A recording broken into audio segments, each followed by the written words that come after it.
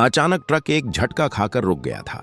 आगे बढ़ती सड़क पर सन्नाटा फैल गया था और ट्रक की हेडलाइट्स अब भी उस वीरान काले रास्ते को टटोल रही थीं। रणवीर ने हैंडल कसकर पकड़ा और झुंझलाते हुए नीचे उतर गया। महेश, जो बगल में सो रहा था, झटका लगते ही जाग गया और खिड़की से झांका। क्या हुआ रे भाई? रणवीर ने जवाब दिया, अरे यार, लगता है कुछ फंस गया है नीचे, देखता हूं। रणवीर और उसका साथी महेश दोनों उत्तर भारत की एक ट्रांसपोर्ट कंपनी के लिए ट्रक चलाते थे। लंबी दूरी की रात की ड्यूटी उनका रोज का काम था। उस रात भी वे एक पुराने जंगल वाले रास्ते से गुजर रहे थे जो हरियाणा और राजस्थान की सीमा को जोड़ता था। समय था रात के लगभग 2:30 बजे। चारों ओर घना जंगल और बीच में पतली टूटी फूटी सड़क थी। ट्रक की हेडलाइट्स के अलावा कहीं कोई रोशनी नहीं थी। रणवीर गाड़ी चला रहा था और महेश बगल वाली सीट पर ऊँघ रहा था। तभी महेश ने पूछा, अबे, ये कौन सा रास्ता पकड़ लिया है तूने? ये तो बड़ा सुनसान है। रणवीर बोला, अरे ये शॉर्टकट है, जल्दी पहुंच जाएंगे। डर मत, जंगल है, भूत नहीं। लेकिन शायद रणवीर को नहीं पता था कि इस जंगल में सिर्फ पेड़ नहीं रहते थे।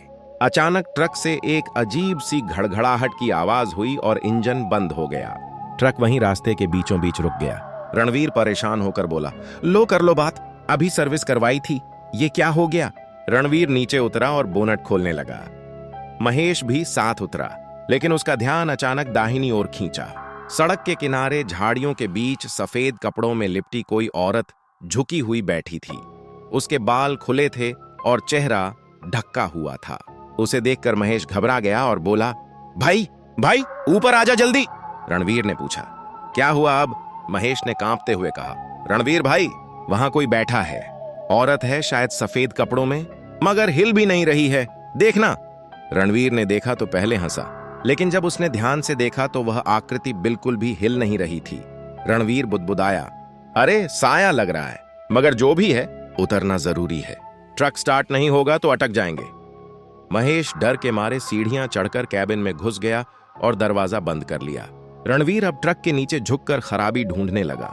अंधेरे में टॉर्च की हल्की रोशनी में वह कुछ तार टाइट करने लगा। महेश ट्रक के कैबिन में चुपचाप बैठा था। उसकी नजरें अब भी वहीं अटकी थीं जहां वह सफेद आकृति बैठी थी। पर तभी वह हिली। सफेद साड़ी में लिपटी वह परछाई एकदम झटके से खड़ी हो गई, जैसे किसी ने ऊपर से खींचकर उसे उठा दिया हो। उसकी हरकतें अजीब थीं, बिल्कुल इंसानों जैसी नहीं थीं। उसकी गर्दन एक तरफ अजीब ढंग से झुकी हुई थी, जैसे टूट चुकी हो। महेश की सांसें थम गईं। वह उसे देख ही रहा था कि तभी उसने अपना चेहरा उठाया। चेहरे पर काले बिखरे बाल थे जो आंखों से लेकर होठों तक झूल रहे थे।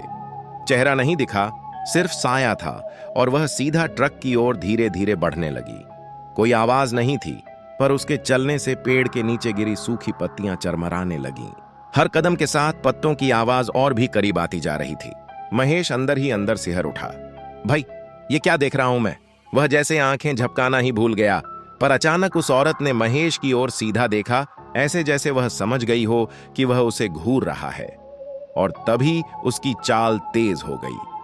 महेश ने कांपते हाथों से ट्रक का हॉर्न बजाने की कोशिश की, पर उसकी उंगलियां सुन्न पड़ चुकी थीं। उसने साहस जुटाकर चिल्लाया, आ भाई, वो आ रही है, कोई है वहां सफेद साड़ी में, जल्दी कर।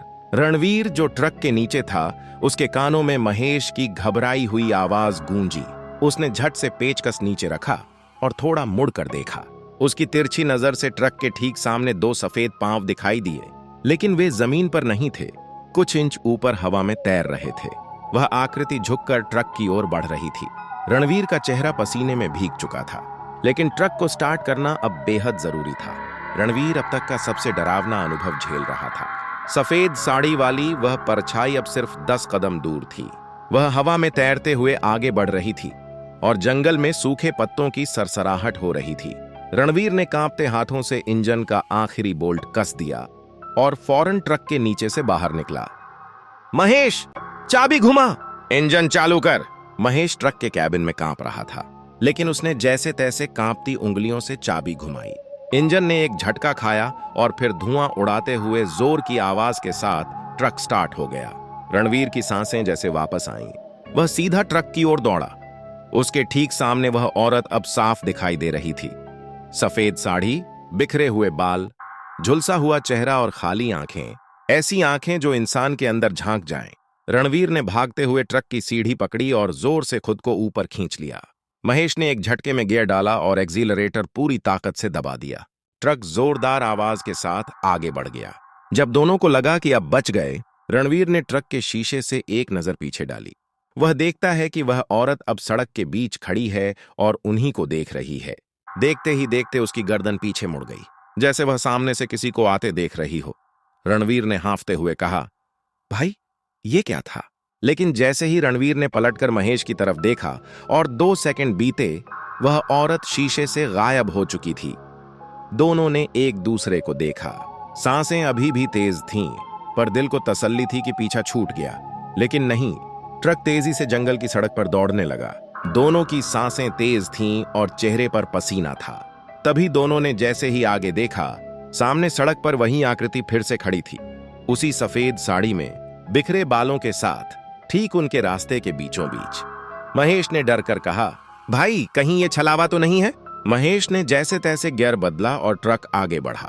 रणवीर ने डर के मारे शीशे से देखना बंद कर दिया, पर सड़क अभी भी वैसी ही लग रही थी। एक संकरी, अंधेरे में ढकी सड़क, जिसके दोनों ओर सूखे पेड़ और हल्की धुंध थी।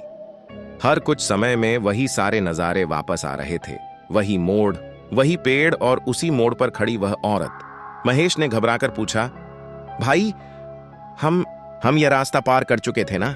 रणवीर बोला, हाँ, पर यह फिर से कैसे? सड़क बदल नहीं रही थी। उनके मोबाइल में भी कोई सिग्नल नहीं आ रहा था ताकि वे मैप देख सकें। जैसे ही ट्रक ने अगला मोड़ काटा, वह औरत फिर सामने थी। वही सफेद साड़ी, वही खुले बाल, लेकिन वह इस बार ट्रक के करीब आ रही थी और बहुत तेज तेज आ रही थी। उसके पैर अब हवा में नहीं थे, वह दौड़ रही थी। रणवीर ने झटके से हैंड ब्रेक खींचा और ट्रक को रोक दिया। महेश ने डर के मारे आंखें बंद कर लीं। सामने अचानक कुछ नहीं था। चारों तरफ घुप सन्नाटा छा गया। फिर अचानक कुछ लाल बूंदें फ्रंट ग्लास पर गिरीं। दोनों ने देखा, वे लाल रंग के खून की बूंदें थीं। रणवीर ने सहम कर पूछा, महेश, तूने भी देखा? महेश बोला, ट्रक के ऊपर कुछ चल रहा है। ट्रक की छत पर भारी कदमों की आवाजें आने लगीं। कोई झुककर ऊपर से ट्रक को देख रहा था। रणवीर ने कुछ पल के लिए आंखें बंद कीं और बुदबुदाने लगा, ओम नमः शिवाय, ओम नमः शिवाय, ओम नमः शिवाय। महेश भी धीरे धीरे हनुमान चालीसा बोलने लगा। तभी अचानक सब शांत हो गया, मानो किसी ने छत से छलांग लगाई हो।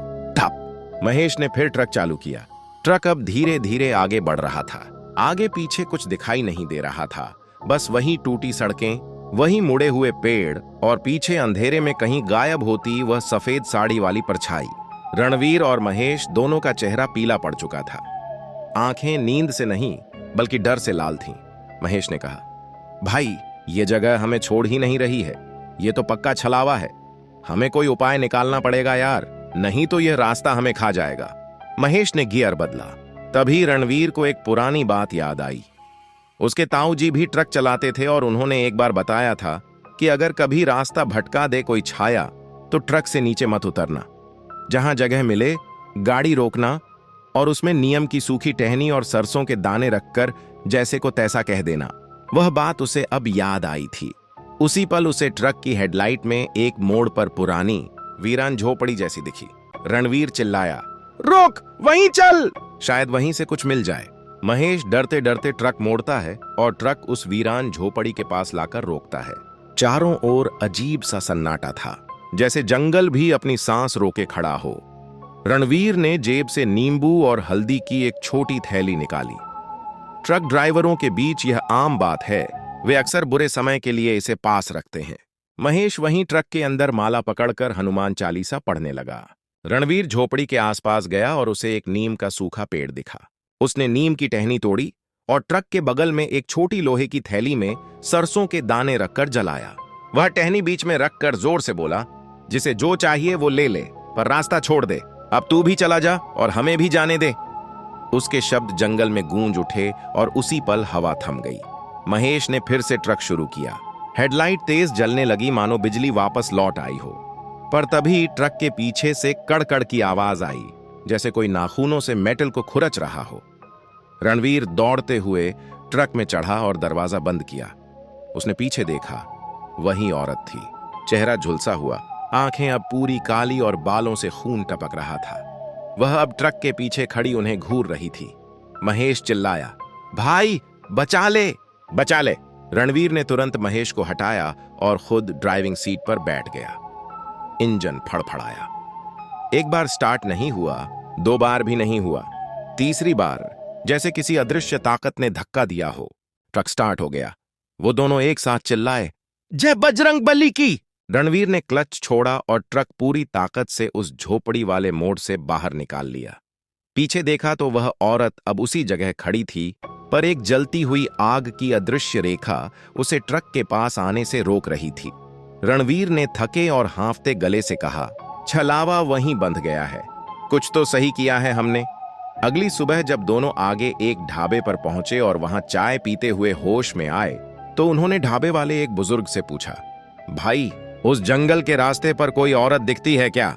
बुजुर्ग रुका और फिर गंभीर होकर कहा, बहुत साल पहले एक दुल्हन को उसी रास्ते में दहेज के लिए जलाया गया था। कहते हैं कि वह अपनी सफेद साड़ी में हर रात लौटती है और जो उसे पहचान रास्ता ना दे, उसे वह रास्ता भी नहीं छोड़ती। रणवीर और महेश अब बिल्कुल चुप थे। उनकी आंखों में वह खौफ और वह डर अब भी जिंदा था।